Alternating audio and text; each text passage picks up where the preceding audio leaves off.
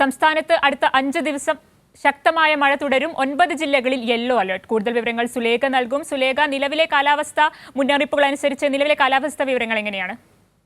അനന്യ, സംസ്ഥാനത്ത് വേനൽ മഴ ശക്തമാകുന്നു എന്ന് തന്നെയാണ് കേന്ദ്ര കാലാവസ്ഥാ വകുപ്പ് മുന്നറിയിപ്പ് പ്രകാരം നമുക്ക് മനസ്സിലാക്കാൻ കഴിയുന്നത്.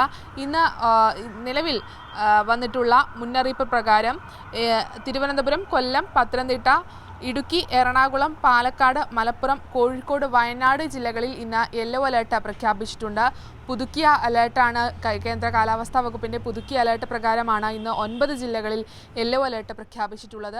നേരത്തെ ഇത് 3 ജില്ലകളിലായിരുന്നു. പക്ഷേ ഇത് മഴ തുടരുന്നൊരു സാഹചര്യം കണക്കിലെടുത്താണ് കേന്ദ്ര കാലാവസ്ഥാ വകുപ്പ് ഇപ്പോൾ 9 ജില്ലകളിൽ യെല്ലോ അലേർട്ട് പ്രഖ്യാപിക്കുന്ന സാഹചര്യം ഉണ്ടായിട്ടുള്ളത്.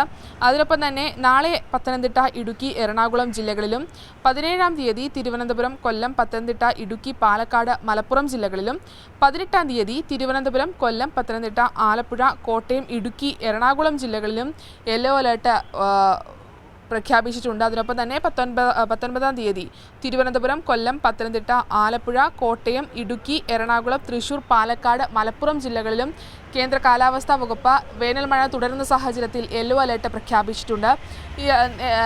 ഈ വേനൽ മഴ അത് ശക്തമാകുന്ന സാഹചര്യത്തിൽ സംസ്ഥാനത്ത് ചൂട് കുറയുന്നൊരു സാഹചര്യമുണ്ട്. ഇന്ന് പ്രത്യേകിച്ച് പാലക്കാട് ജില്ലയിൽ യെല്ലോ അലേർട്ട് നിലനിൽക്കുന്നൊരു സാഹചര്യമുണ്ട്. അത്തരത്തിൽ ഈ വേനൽ മഴ ശക്തമാകുന്ന ഒരു സാഹചര്യം തന്നെയാണ് സംസ്ഥാനത്ത് ഉടനീളമുള്ളത്.